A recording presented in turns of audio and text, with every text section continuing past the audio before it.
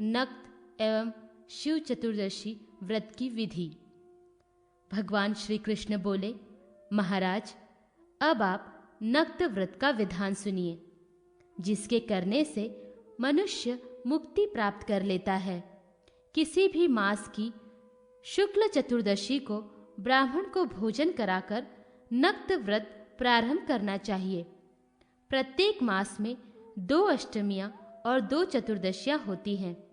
उस दिन भक्तिपूर्वक शिव जी का पूजन करें और उनके ध्यान में तत्पर रहें। रात्रि के समय पृथ्वी को पात्र बनाकर उसी में भोजन करें। उपवास से उत्तम भिक्षा, भिक्षा से उत्तम आयाचित व्रत और आयाचित व्रत से भी उत्तम है नक्त भोजन। इसीलिए नक्त व्रत करना चाहिए। पूर्वाहन में देवता, मध्याहन में मुनिगण, अपराहन में पितर और सायंकाल में ग्रहक आदि भोजन करते हैं। इसीलिए सबके बाद नक्त भोजन करना चाहिए। नक्त व्रत करने वाला पुरुष नित्य स्नान, स्वलभ, हविष्यान्न भोजन, सत्य भाषण, नित्य हवन और भूमि शयन करे। इस प्रकार 1 वर्ष तक व्रत करके अंत में घृतपूर्ण कलश के ऊपर भगवान शिव की मृत्तिका से बनी प्रतिमा स्थापित करें। कपिला गौ के पंचगव्य से प्रतिमा को स्नान कराकर फल, पुष्प, यव, क्षीर, दही, दुर्वाकुर, तिल तथा चावल जल में छोड़कर अष्टांग अर्घ्य प्रदान करें। दोनों घुटनों को पृथ्वी पर रखकर पात्र को सिर तक उठाकर महादेव जी को अर्घ्य दे। अनंतर अनेक प्रकार के भक्ष्य भोज्य नैवेद्य निवेदित करें। एक उत्तम स्वच्छ गौ और वृषभ वेदवेता ब्राह्मण को दक्षिणा सहित दे। इस व्रत को करने वाला व्यक्ति दिव्य देह धारण कर उत्तम विमान में बैठकर रुद्रलोक में जाता है।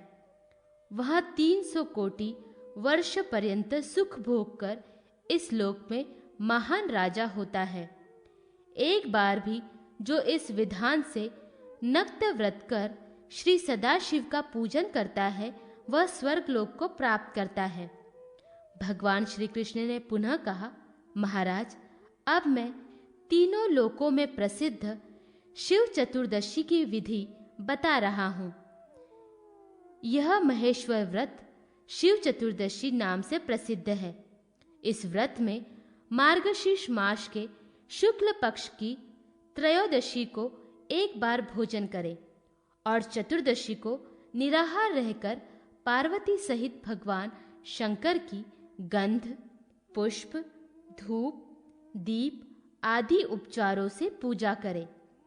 स्वर्ण का वृषभ बनाकर उसकी भी पूजा करें।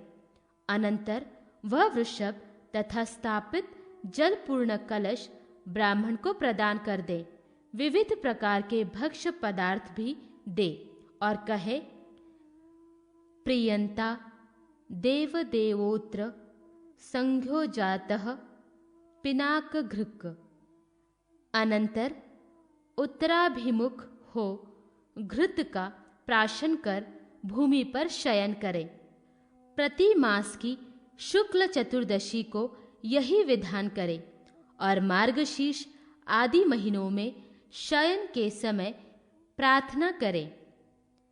12 महीनों में क्रम से गोमूत्र, गोमय, दुग्ध, दही, घृत, कुशोदक, पंचांगव्य, बिलव, युवागु, यव की कांजी, कमल तथा काले तिल का प्राशन करें और मंदार, मालती, धतूर, सिंधुवार, अशोक, मल्लिका, कुब्जक, पाटल, अर्कपुष्प, कदंब, रक्त एवं नीलकमल तथा कनेर, इन 12 पुष्पों से क्रमश 12 चतुर्दशियों में उमा महेश्वर का पूजन करें। अनेक प्रकार के भोजन, वस्त्र, आभूषण, दक्षिणा आदि देकर ब्राह्मणों को संतुष्ट कर नीले कृष्ण रंग का वृक्ष छोड़े और एक गौ तथा एक वृक्ष सुवर्ण का बना करके 8 मोतियों से युक्त उत्तम शैया पर स्थापित करे। जल कुंभ, शाली चावल, घृत, दक्षिणा सहित सब सामग्री वेद वृत्तपरायण शांति चित्त सपत्निक ब्राह्मण को प्रदान कर दें।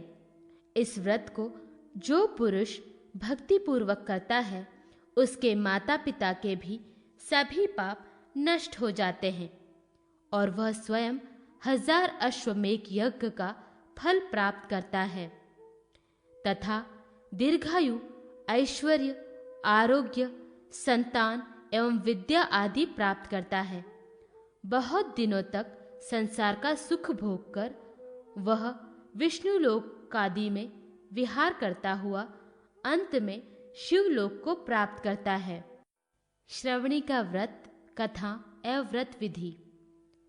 राजा युधिष्ठिर ने पूछा, भगवान, संसार में श्रवणी नाम की जिन देवियों का नाम सुना जाता है वे कौन हैं और उनका क्या धर्म है तथा वे क्या करती हैं, इसे आप बतलाने की कृपा करें। भगवान श्री कृष्ण ने कहा, पांडव श्रेष्ठ, ब्रह्मा ने इन श्रवणी देवियों की रचना की है। संसार में मानव जो कुछ भी शुभ अथवा अशुभ कर्म करते हैं वे श्रवणी देवियां उस विषय की सूचना शीघ्र ही ब्रह्मा को श्रवण कराती हैं। इसीलिए ये श्रवणी कही गई हैं। संसार के प्राणियों का नियमन करने के कारण ये पूज्य हैं। ये दूर से ही जान सुन देख लेती हैं। कोई भी ऐसा कर्म नहीं है जो इनसे अदृश्य है। इनमें ऐसी विलक्षण शक्ति है जो तर्क, हेतु आदि से अगम्य है। जिस प्रकार देवता, विद्याधर, सिद्ध, गंधर्व, किमपुरुष आदि पूज्य एवं पुण्यप्रद है, उसी प्रकार ये श्रवणी देवियां भी वंदनीय एवं पुण्यमयी है।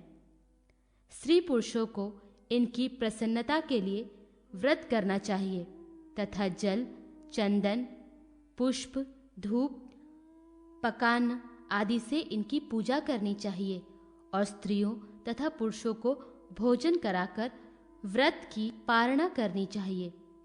इनका व्रत न करने से मृत्यु कष्ट होता है और यम यातना सहन करनी पड़ती है। राजन, इन विषयों में आपको एक आख्यान सुनाता हूँ। प्राचीन काल में नहुष नाम के एक राजा थे। उनकी रानी का नाम जयश्री था। वो अत्यंत सुंदर, शीलवती एवं पतिव्रता थी। एक बार गंगा में स्नान करके वह महर्षि वशिष्ठ के समीप पर्वती आश्रम में गई।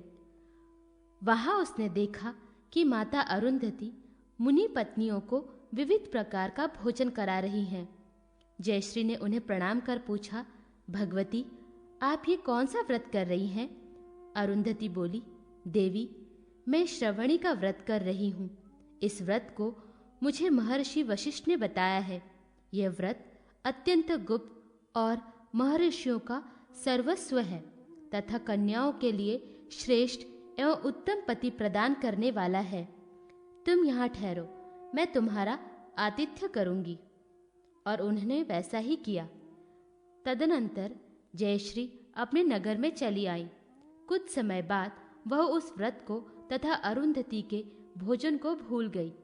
समय आने पर जब वह महासती मरणासन हुई तो उनके गले में गरगराहट होने लगी, कंठ अवरुद्ध हो गया, मुख से फेन एवं लार टपकने लगा। इस प्रकार दारुण कष्ट भोगते हुए उसे 15 दिन व्यतीत हो गए। उसका मुख देखने से भय लगता था।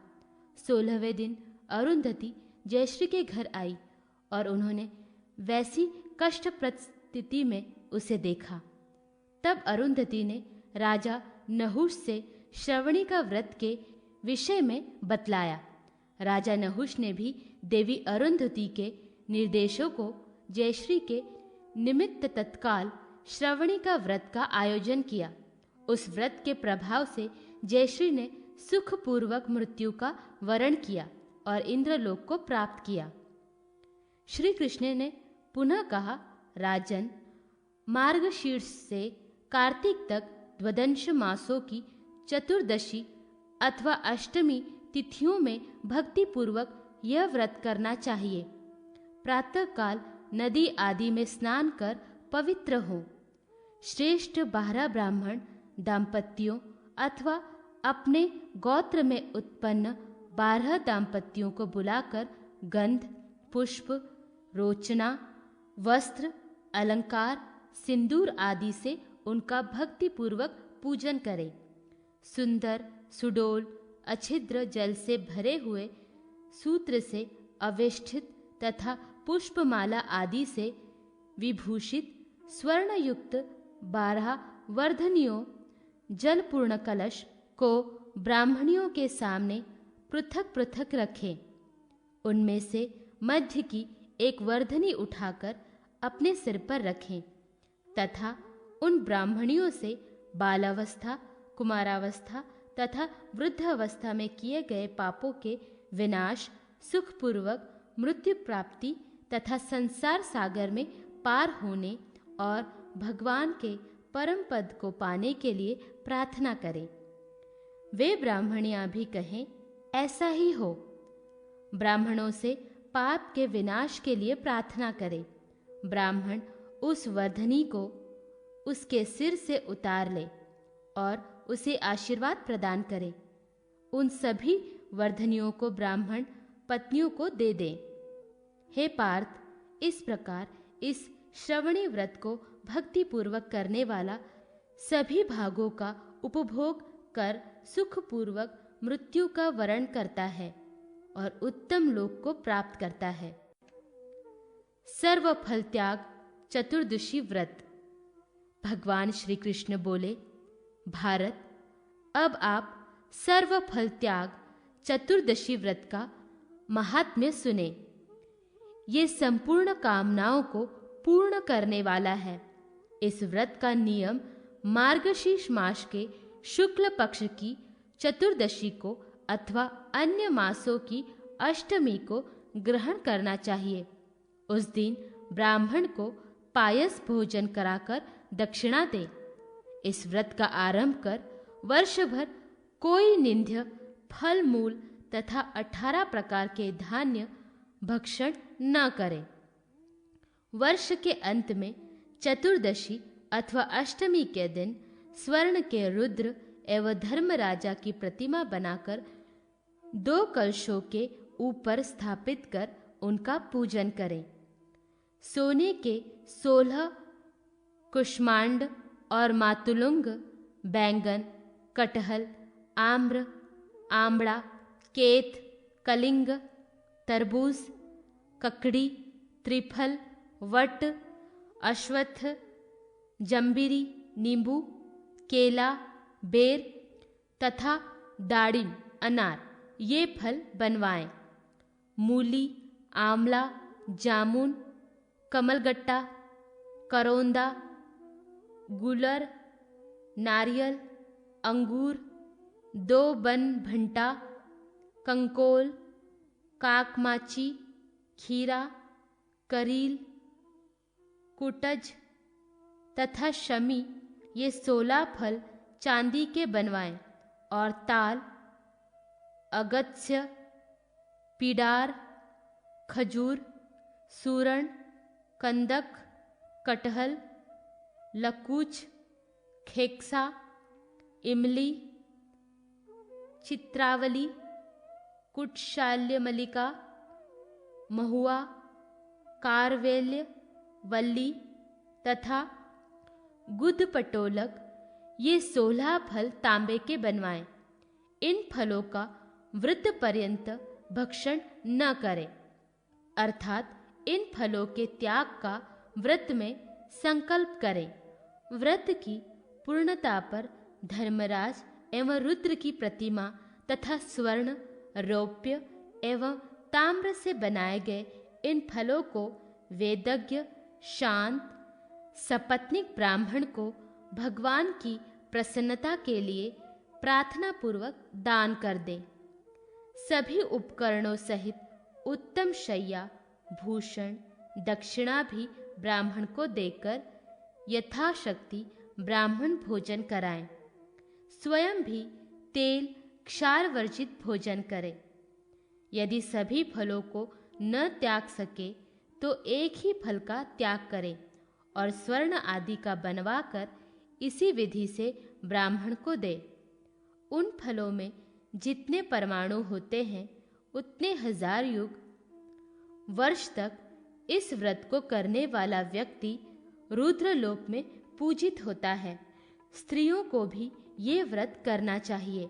इस व्रत के करने वालों को किसी जन्म में इष्ट का वियोग नहीं होता और अंत में वह स्वर्ग में निवास करता है। पौर्णमासी व्रत विधान एवं अमावस्या में श्राद्ध तर्पण की महिमा। भगवान श्री कृष्ण कहते हैं, राजन, पूर्णिमा चंद्रमा की प्रिय तिथि है, क्योंकि इसी दिन चंद्रमा 16 कलाओं से परिपूर्ण होते हैं। इसीलिए ये पौर्णमासी कही जाती है। इसी तिथि को चंद्रमा तारा से बुध नामक पुत्र को प्राप्त कर अत्यंत प्रसन्न हुए थे। यह पौर्णमासी तिथि सभी मनोरथों को पूर्ण करने वाली है। चंद्रमा ने स्वयं कहा है कि जो इस पूर्णिमा तिथि में भक्ति पूर्वक विधिवत मेरी पूजा करेगा, मैं प्रसन्न होकर उसकी सभी कामनाएं पूर्ण कर दूंगा। व्रती को चाहिए कि पूर्णिमा के दिन प्रातः नदी आदि में स्नान कर देवता और पितरों का तर्पण करें।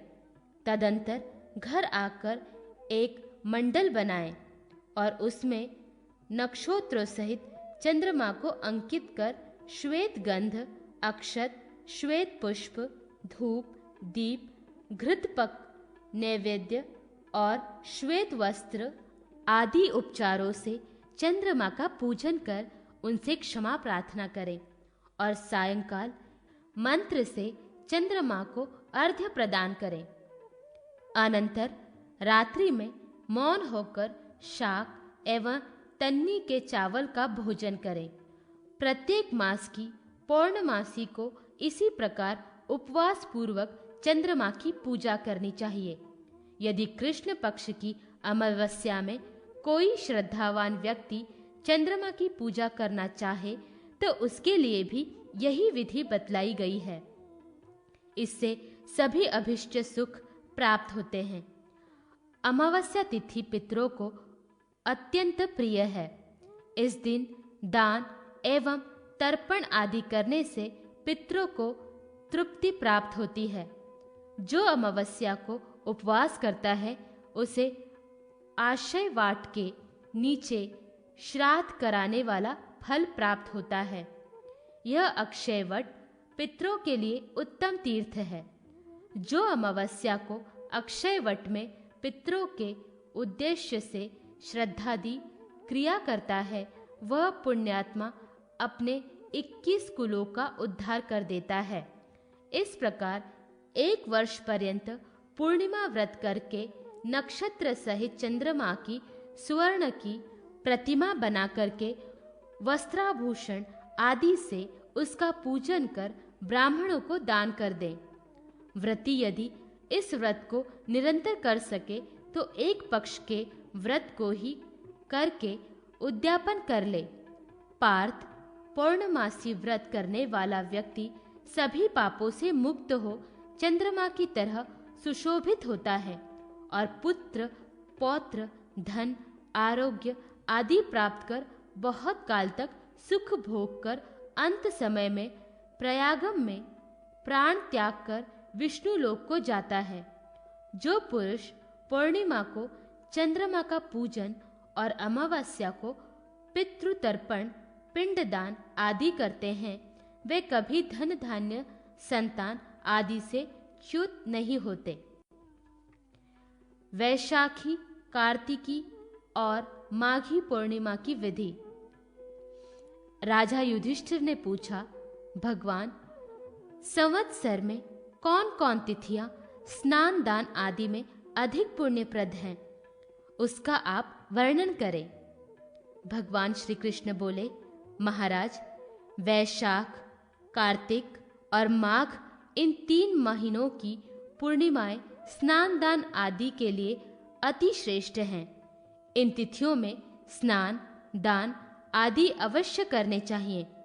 इन तिथियों में तीर्थों में स्नान करें और यथाशक्ति दान दें। वैशाखी को उज्जैनी शिप्रा में, कार्तिकी को पुष्कर में और माघी को वाराणसी में गंगा में स्नान करना चाहिए। इस दिन जो पितरों का तर्पण करता है वह अनंतर फल पाता है और पितरों का उद्धार हो जाता है।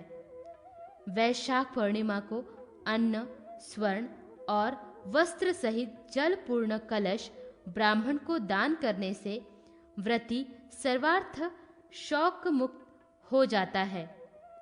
इस व्रत में सुंदर मधुर भोजन से परिपूर्ण पात्र, गौ, भूमि, स्वर्ण तथा वस्त्र आदि का दान करना चाहिए। माघ पूर्णिमा को देवता और पितरों का तर्पण कर स्वर्ण सहित तिल पात्र, कंबल, रुई के वस्त्र, कपास, रत्न आदि ब्राह्मण को दे। कार्तिक पूर्णिमा को वर्षोत्सर्ग करें। भगवान विष्णु का निराजन करें।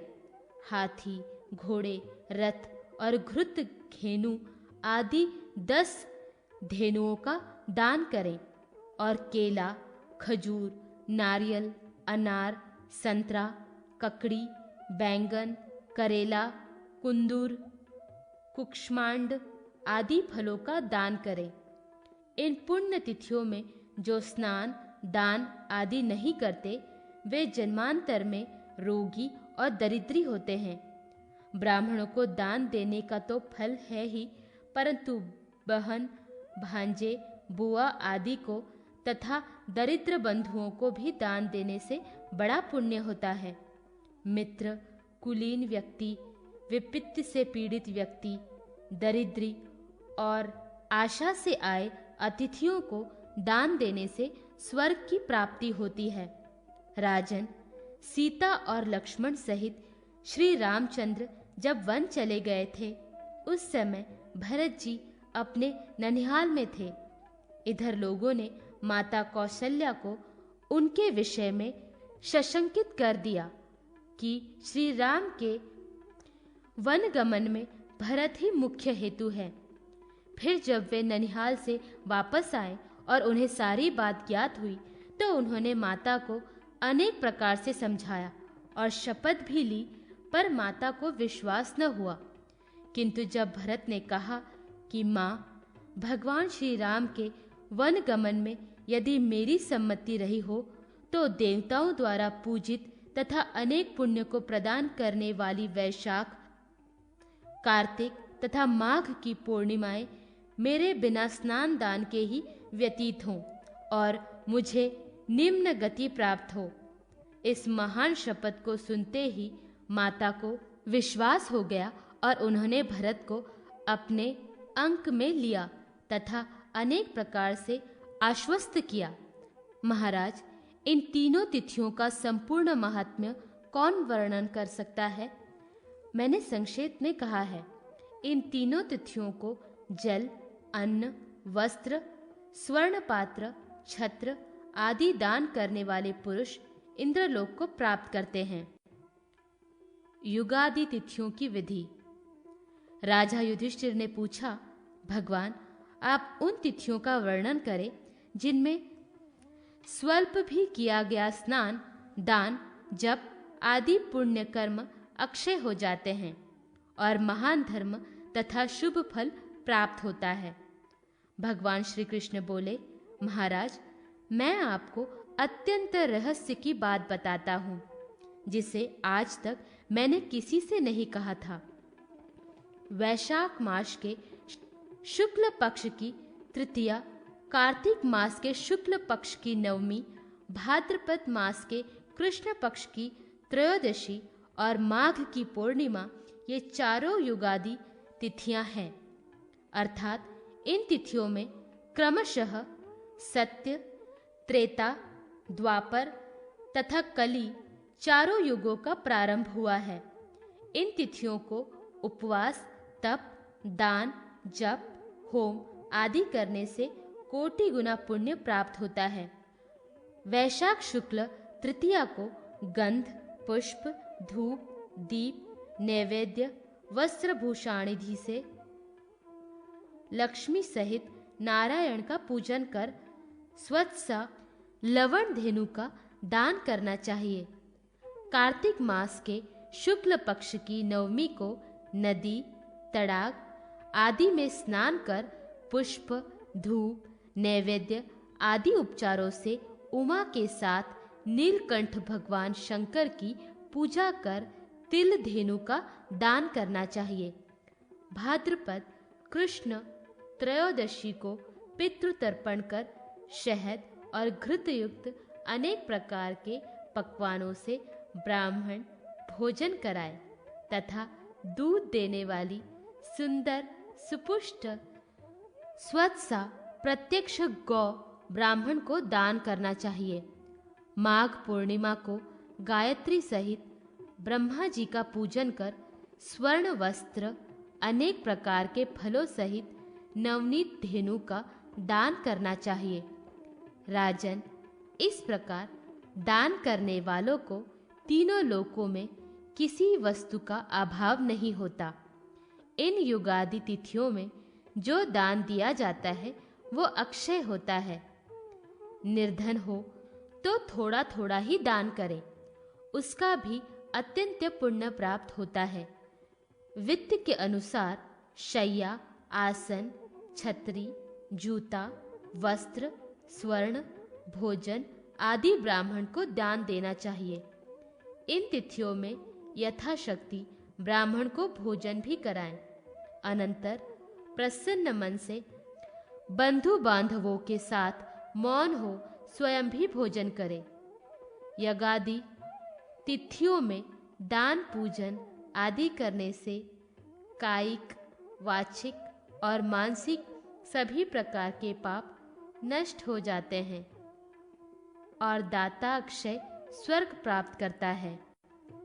सावित्री व्रत कथा एवं व्रत विधि। राजा युधिष्ठिर ने कहा, भगवान, अब आप सावित्री व्रत के विधान का वर्णन करें। भगवान श्री कृष्ण बोले, महाराज, सावित्री नाम की एक राजकन्या ने वन में जिस प्रकार यह व्रत किया था, स्त्रियों के कल्याणार्थ में उस व्रत का वर्णन कर रहा हूँ, उसे आप सुने। प्राचीन काल में मद्र देश पंजाब में एक बड़ा पराक्रमी, सत्यवादी, क्षमाशील, जितेंद्रिय और प्रजापालन में तत्पर अश्वपति नाम का राजा राज्य करता था। उसे कोई संतान न थी, इसीलिए उसने सपत्नीक व्रत द्वारा सावित्री की आराधना की। कुछ काल के अनंतर व्रत के प्रभाव से ब्रह्मा जी की पत्नी सावित्री ने प्रसन्न हो राजा को वर दिया कि राजन, तुम्हें मेरे ही अंश से एक कन्या उत्पन्न होगी। इतना कहकर सावित्री देवी अंतर्ध्यान हो गई और कुछ दिन बाद राजा को एक दिव्य कन्या उत्पन्न हुई। वो सावित्री देवी के वर से प्राप्त हुई थी, इसीलिए राजा ने उसका नाम सावित्री ही रखा। धीरे धीरे वह विवाह के योग्य हो गई। सावित्री ने भी भृगु के उपदेशों से सावित्री व्रत किया। एक दिन वह व्रत के अनंतर अपने पिता के पास गई और प्रणाम कर वहां बैठ गई। पिता ने सावित्री को विवाह योग्य जानकर आत्मियों से उसके विवाह के विषय में मंत्रणा की, पर उसके योग्य किसी श्रेष्ठ वर को न देखकर पिता अश्वपति ने सावित्री से कहा, पुत्री, तुम वृद्ध जनों तथा आत्मियों के साथ जाकर स्वयं ही अपने अनुरूप कोई वर ढूंढ लो। सावित्री भी पिता की आज्ञा स्वीकार कर मंत्रियों के साथ चल पड़ी। स्वल्प काल में ही राजशीर्षों के आश्रमों, सभी तीर्थों और तपोवनों में घूमती हुई तथा वृद्ध ऋषियों का अभिनंदन करती हुई वह मंत्रियों के सहित पुनः अपने पिता के पास लौट आई। सावित्री ने देखा कि राजसभा में देव ऋषि नारद बैठे हुए हैं। सावित्री ने देव ऋषि नारद और पिता को प्रणाम कर अपना वृत्तांत इस प्रकार बताया। महाराज, शाल्व देश में घृमतसेन नाम के एक धर्मात्मा राजा हैं। उनके सत्यवान नामक पुत्र का मैंने वर्णन किया है। सावित्री की बात सुनकर देव ऋषि नारद कहने लगे, राजन, इसने बाल्य स्वभावश उचित निर्णय नहीं लिया। यद्यपि घृमतसेन का पुत्र सभी गुणों से संपन्न है, परंतु उसमें एक बड़ा भारी दोष है कि आज के ही दिन ठीक 1 वर्ष के बाद उसकी मृत्यु हो जाएगी। देवऋषि नारद की वाणी सुनकर राजा ने सावित्री से किसी अन्य वर को ढूंढने के लिए कहा। सावित्री बोली, राजाओं की आज्ञा एक ही बार होती है। पंडित जन एक ही बार बोलते हैं और कन्या भी एक ही बार दी जाती है। ये तीनों बातें बार बार नहीं होती। सत्यवान दीर्घायु हो अथवा अल्पायु, निर्गुण हो या गुणवान। मैंने तो उसका वरण कर ही लिया। अब मैं दूसरे पति को कभी नहीं चुनूंगी।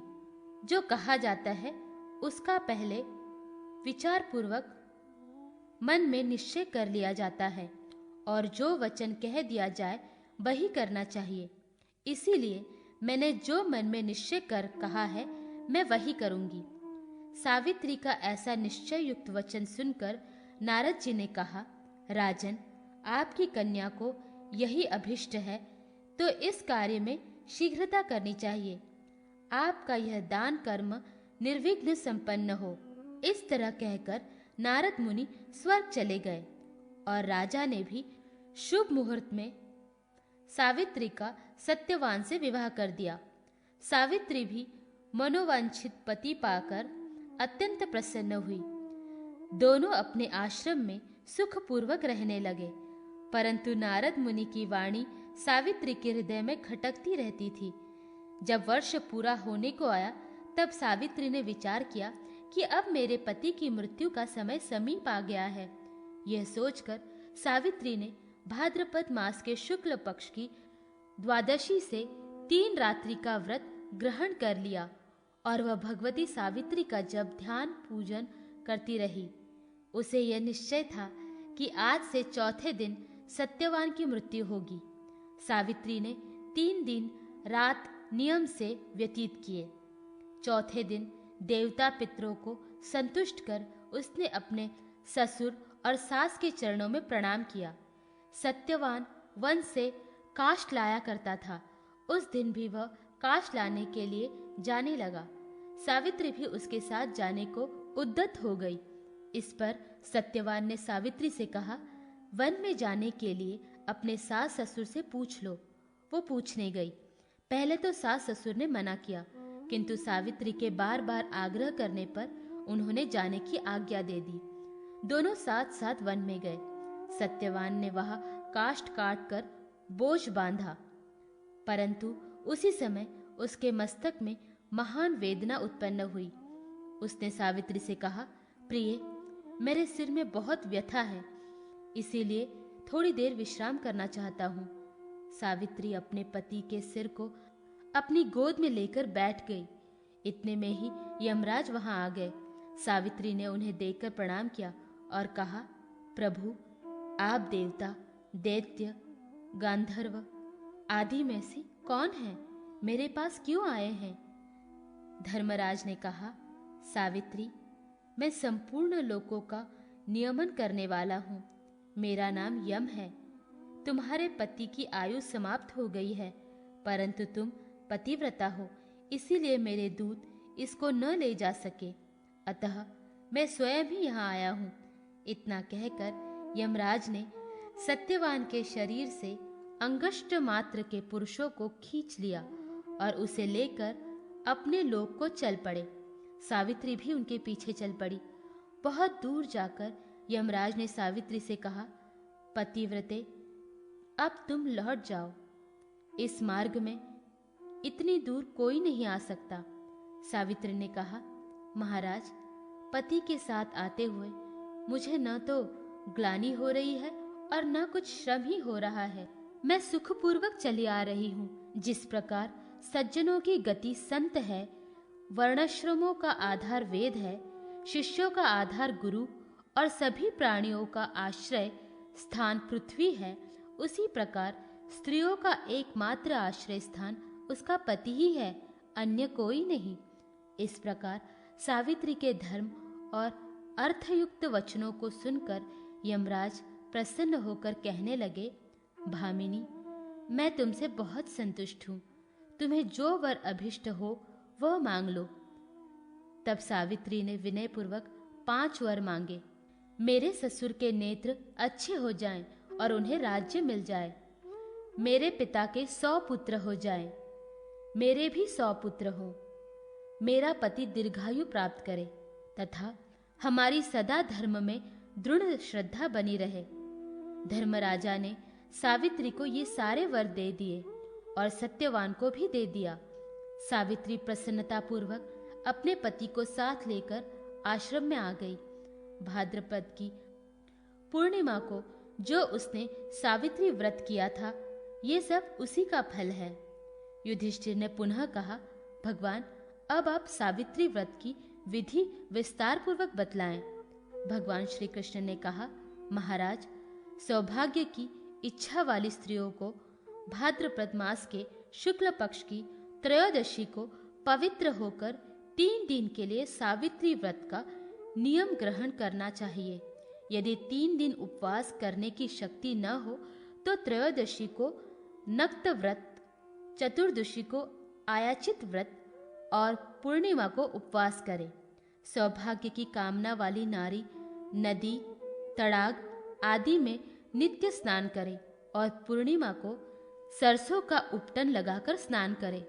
यथाशक्ति मिट्टी, सोने या चांदी की ब्रह्मा सहित सावित्री की प्रतिमा बनाकर बांस के एक पात्र में स्थापित करे और 2 रक्त वर्ण के वस्त्रों से उसे आच्छादित करे। फिर गंध, पुष्प, धूप, दीप, नैवेद्य से पूजन करे। कुष्मांड, नारियल, ककड़ी, तुरई, खजूर, कैथ, अनार, जामुन, जंबीर, नारंगी, अखरोट, कटहल, गुड़, लवण, जीरा, अंकुरित अन्न, सप्तधान्य तथा गले का डोरा, सावित्री सूत आदि सब पदार्थ बांस के पात्र में रखकर सावित्री देवी को अर्पण कर दे। रात्रि के समय जागरण करे, गीत, वाद्य, नृत्य आदि का उत्सव करे, ब्राह्मण सावित्री की कथा कहे। इस प्रकार सारी रात्रि उत्सव पूर्वक व्यतीत कर प्रातः व्रती नारी सब सामग्री सहित सावित्री की प्रतिमा श्रेष्ठ विद्वान ब्राह्मण को दान कर दे।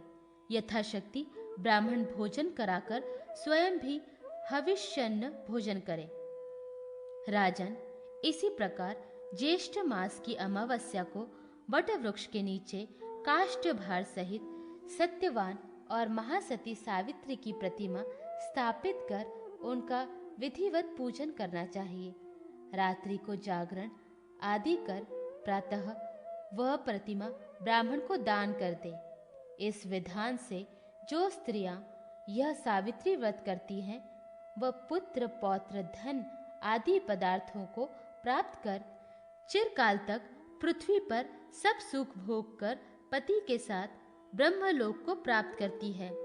यह व्रत स्त्री के लिए पुण्यवर्धक, पापहारक, दुख प्राणशक और धन प्रदान करने वाला है। जो नारी भक्ति से इस व्रत को करती है, वह सावित्री की भांति दोनों कुलों का उद्धार कर पति सहित चिरकाल तक सुख भोगती है। जो इस महात्म्य को पढ़ते अथवा सुनते हैं, वे भी मनोवांछित फल प्राप्त करते हैं। महाकार्तिकी व्रत के प्रसंग में रानी कलिंग भद्रा का आख्यान। भगवान श्री कृष्ण कहते हैं, महाराज, पूर्व काल में मध्य देश के वृषस्थल नामक स्थान में महाराज दिलीप की कलिंग भद्रा नाम की एक सर्वगुण संपन्न महारानी थी। वह सदा ब्राह्मणों को दान देती तथा देवार्चना करती रहती। एक समय उसने कार्तिक मास में 6 महीने का कृतिका व्रत का संकल्प किया। वह प्रत्येक पारणा में नित्य पूजन, दान, ब्राह्मण भोजन, हवन आदि में तत्पर रहती। एक बार व्रत में जब किंचित कालावशेष था, तब वह रात्रि में अपने पति के साथ विश्राम कर रही थी। उसी समय अचानक एक भयंकर सर्प ने उसे डस लिया। फलस्वरूप उसके प्राण निकल गए और वह जन्मांतर में बकरी बनी। परंतु व्रत के प्रभाव से उसे अपने पूर्व जन्म की स्मृति बनी हुई थी। उसने अपना कृतिका व्रत फिर ग्रहण किया। वह अपने युद्ध से अलग होकर उपवास करने लगी। एक बार कार्तिक मास में किसी दूसरे के खेत में जब वह चर रही थी, तब उस खेत का स्वामी उसे पकड़कर अपने घर ले आया। जाति स्मर अत्रि ऋषि ने उस बकरी को देखा और यह जान लिया कि यह रानी कलिंग भद्रा है। दया कर उन्होंने उसे बंधन से मुक्त करा दिया। वहां से छूटकर उसने बेर के पत्ते खाकर शीतल जल पिया और कृतिका व्रत का पारण किया। ऋषि अत्रि उसे योग्य ज्ञान का उपदेश देकर अपने आश्रम को चले गए और वह योगेश्वरी अपने व्रत में पुनः तत्पर हो गई तथा कुछ काल के अनंतर उसने योग बल से अपने प्राण त्याग दिए। तदंतर वह गौतम ऋषि की पत्नी अहल्या के गर्भ से उत्पन्न हुई। उस समय उसका नाम योग लक्ष्मी हुआ। गौतम मुनि ने महर्षि शांडिल्य मुनि से योग लक्ष्मी का विवाह कर दिया। वह भी शांडिल्य के घर में सरस्वती, स्वाहा, सची, अरुंधति, गौरी, राज्ञी, गायत्री, महालक्ष्मी तथा महासती की भांति सुशोभित हुई। वह देवता, पितर और अतिथियों के सत्कार में नित्य लगी रहती, ब्राह्मणों को भोजन कराती। एक दिन महर्षि वहां आए और उन्होंने योग बल से सारा वृत्तांत जान लिया और पूछा, महाभागे योग लक्ष्मी, कृतिकाएं कितनी हैं?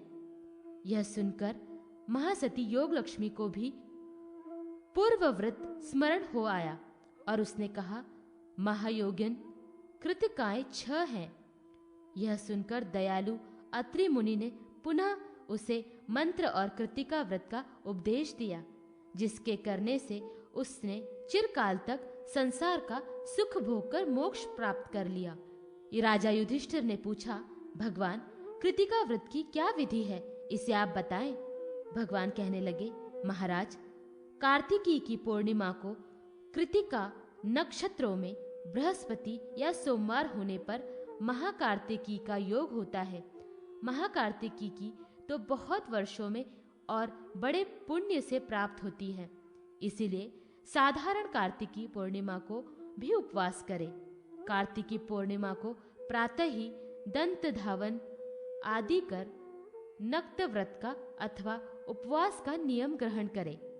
पुष्कर, प्रयाग, कुरुक्षेत्र, नेमिष, शालग्राम, कुशाव्रत, मूल स्थान, शकंतुल, गोकर्ण, अबुर्द, अमरकंटक आदि किसी पवित्र तीर्थ में अथवा अपने घर में ही स्नान करें।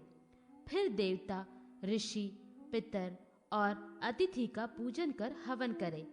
सायंकाल के समय घृत और दुग्ध से पूर्ण 6 पात्रों में स्वर्ण, चांदी, रत्न, नवनीत, अन्नकर्ण तथा पिष्ट से 6 कृतिकाओं की मूर्ति बनाकर स्थापित करें। फिर उन्हें रक्त सूत्र से अवेष्टित कर सिंदूर, कुंकुम, चंदन, चमेली के पुष्प, धूप, दीप, नैवेद्य आदि से उसका पूजन कर कृतिकाओं की मूर्तियों को ब्राह्मणों को दान कर दे। दान करते समय मंत्र पढ़े। ब्राह्मण भी मूर्ति ग्रहण करते समय मनोच्चार करे। तदंतर ब्राह्मण सब सामग्री लेकर घर जाए और 6 कदम तक यजमान उसके पीछे चले। इस प्रकार जो पुरुष कृतिका व्रत करता है वह सूर्य के समान प्रकाशमान विमान में बैठकर नक्षत्र लोक में जाता है। जो स्त्री इस व्रत को करती है वो भी अपने पति सहित नक्षत्रोलोक में जाकर बहुत काल तक दिव्य भागों का उपभोग करती है। मनोरथ पूर्णिमा तथा अशोक पूर्णिमा व्रत विधि। भगवान श्री कृष्ण बोले, राजन, फाल्गुन की पूर्णिमा से संवत्सर पर्यंत किया जाने वाला एक व्रत है जो मनोरथ पूर्णिमा के नाम से विख्यात है। इस व्रत के करने से व्रती के सभी मनोरथ पूर्ण हो जाते हैं। व्रती को चाहिए कि वह फाल्गुन मास की पूर्णिमा को स्नान आदि कर लक्ष्मी सहित भगवान जनार्दन का पूजन करे और चलते फिरते उठते बैठते हर समय जनार्दन का स्मरण करता रहे और पाखंड, पतित, नास्तिक, चांडाल आदि से संभाषण न करे। जितेंद्रिय रहे। रात्रि के समय चंद्रमा में नारायण और लक्ष्मी की भावना कर अर्घ्य प्रदान करे। बाद में तेल एवं लवण रहित भोजन करे। इसी प्रकार चैत्र, वैशाख, ज्येष्ठ इन 3 महीनों में भी पूजन एवं अर्घ्य प्रदान कर व्रती प्रथम पारणा करे। आषाढ़, श्रावण, भाद्रपद और अश्विन इन 4 महीनों की पूर्णिमा को श्री सहित भगवान श्रीधर का पूजन कर चंद्रमा को अर्घ्य प्रदान करे और पूर्वव्रत दूसरी पारणा करे। कार्तिक, मार्गशीर्ष, पौष तथा माघ इन 4 महीनों में भूति सहित भगवान केशव का पूजन कर चंद्रमा को अर्घ्य प्रदान करे और तीसरी पारणा संपन्न करे। प्रत्येक पारणा के अंत में ब्राह्मणों को दक्षिणा दे। प्रथम पारणा के 4 महीने में पंचगव्य, दूसरी पारणा में 4 महीने में कुशोदक और तीसरी पारणा में सूर्य किरणों से तप्त जल का प्राशन करे। रात्रि के समय गीत वाद्य द्वारा भगवान का कीर्तन करे। प्रति मास जल कुंभ, जूता, छतरी, स्वर्ण, वस्त्र, भोजन और दक्षिणा ब्राह्मण को दान करे। देवताओं के स्वामी भगवान की मार्गशीर्ष आदि 12 महीने में क्रमशः केशव, नारायण, माधव, गोविंद, विष्णु, मधुसूदन, त्रिविक्रम, वामन, श्रीधर तथा ऋषिकेश, राम, पद्मनाभ और दामोदर इन नामों का कीर्तन करने वाला व्यक्ति दुर्गति से उद्धार पा जाता है। यदि प्रति मास दान देने में समर्थ न हो तो वर्ष के अंत में यथाशक्ति स्वर्ण का चंद्रबिंब बनाकर फल, वस्त्र आदि से उसका पूजन कर ब्राह्मणों को निवेदित कर दें। इस प्रकार व्रत करने वाले पुरुषों को अनेक जन्म पर्यंत इष्ट का वियोग नहीं होता। उसके सभी मनोरथ पूर्ण हो जाते हैं और वह पुरुष नारायण का स्मरण करता हुआ दिव्य लोक प्राप्त करता है। भगवान श्री कृष्ण ने पुनः कहा, महाराज, अब मैं अशोक पूर्णिमा का व्रत का वर्णन करता हूँ। इस व्रत को करने से मनुष्य को कभी शोक नहीं होता। फाल्गुन की पूर्णिमा को अंगों में मृतिका लगाकर नदी आदि में स्नान करे। मृतिका की एक वेदी बनाकर उस पर भगवान भूधर और अशोका नाम से धरणी देवी का पुष्प, नैवेद्य आदि उपचारों से पूजन करे। पूजन के अनंतर हाथ जोड़कर इस प्रकार प्रार्थना करे, धरणी देवी, आप संपूर्ण चराचर जगत को धारण करने वाली है। आपको जिस प्रकार भगवान जनार्दन ने रसातल से लाकर प्रतिष्ठित करके शोक रहित किया है, उसी प्रकार आप मुझे भी सभी शोकों से मुक्त कर दे और मेरी समस्त कामनाओं को पूर्ण करे। इस प्रकार प्रार्थना कर रात्रि में चंद्रमा को अर्घ्य प्रदान करे। उस दिन उपवास रखे अथवा रात्रि के समय तेल क्षार रहित भोजन करे। फागुन आदि 4 मास में एक एक पारणा करे और प्रत्येक पारणा के अंत में विशेष पूजा और जागरण करे। प्रथम पारणा में धरणी, द्वितीय में मैदिनी और तृतीय में वसुंधरा नाम से पूजन करे। वर्ष के अंत में स्वत्सा, गौ, भूमि, वस्त्र, आभूषण आदि ब्राह्मणों को दान करे। यह व्रत पाताल में स्थित धरणी देवी ने किया था। तब भगवान ने वाराह रूप धारण कर उनका उद्धार किया और प्रसन्न होकर कहा कि धरणी देवी, तुम्हारे इस व्रत से मैं परम संतुष्ट हूँ। जो कोई भी पुरुष स्त्री भक्ति से इस व्रत को करते हुए मेरा पूजन करेंगे और यथाविधि पारणा करेंगे, वे जन्म जन्म में सब प्रकार के क्लेशों से मुक्त हो जाएंगे और तुम्हारे समान ही कल्याणों के भाजन हो जाएंगे। अनंत व्रत महात्म्य। कार्तवीर्य के अभिभार्व का वृत्तांत। राजा युधिष्ठिर ने कहा, भगवान, भक्ति पूर्वक नारायण की आराधना करने से सभी मनोवंचित फल प्राप्त हो जाते हैं, किंतु स्त्री पुरुष के लिए संतानहीन होने से अधिक कोई दुख और शोक नहीं है। परंतु कुपुत्रता तो और भी महान दुख का कारण है। योग्य संतान सबको हेतु है।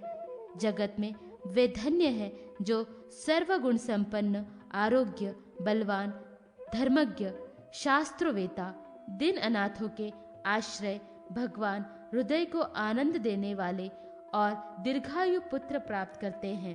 प्रभु, मैं ऐसा व्रत सुनना चाहता हूँ कि जिसके करने से ऐसे शुभ लक्षणों से युक्त पुत्र उत्पन्न हो। भगवान श्री कृष्ण बोले, महाराज, इस संबंध में एक प्राचीन इतिहास प्रसिद्ध है। हेया वंश में माहिष्मति महेश्वर नगरी में कृतवीर्य नाम का एक महान राजा हुआ। उसकी 1000 रानियों में प्रधान तथा सभी शुभ लक्षणों से संपन्न शीलधना नाम की एक रानी थी। उसने एक दिन पुत्र प्राप्ति के लिए ब्रह्मवादिनी मैत्रेय से पूछा। मैत्रेय ने उसको श्रेष्ठ अनंत व्रत का उपदेश दिया और कहा, शीलधने, स्त्री या पुरुष जो कोई भी भगवान जनार्दन की आराधना करता है, उसके सभी मनोरथ पूर्ण हो जाते हैं। मार्गशीर्ष मास में जिस दिन मृगशिरा नक्षत्र हो, उस दिन स्नान कर गंध, पुष्प, धूप, दीप आदि से अनंत भगवान के वाम चरण का पूजन करें और प्रार्थना कर एकाग्रचित हो बारंबार प्रणाम कर ब्राह्मण को दक्षिणा दे। रात्रि के समय तेल क्षार वर्जित भोजन करे। इसी विधि से पौष मास में पुष्य नक्षत्र में भगवान के बाएं कटी प्रदेश का पूजन करें। माघ मास में मघा नक्षत्र में भगवान की बाई भुजा का पूजन करें। फाल्गुन में फाल्गुनी नक्षत्र में बाएं स्कंध का पूजन करें। इन 4 महीनों में गौमूत्र का प्राशन करें और स्वर्ण सहित तिल ब्राह्मणों को दान दे। चैत्र में चित्रा नक्षत्र में भगवान के दाहिने कंधे का पूजन करें।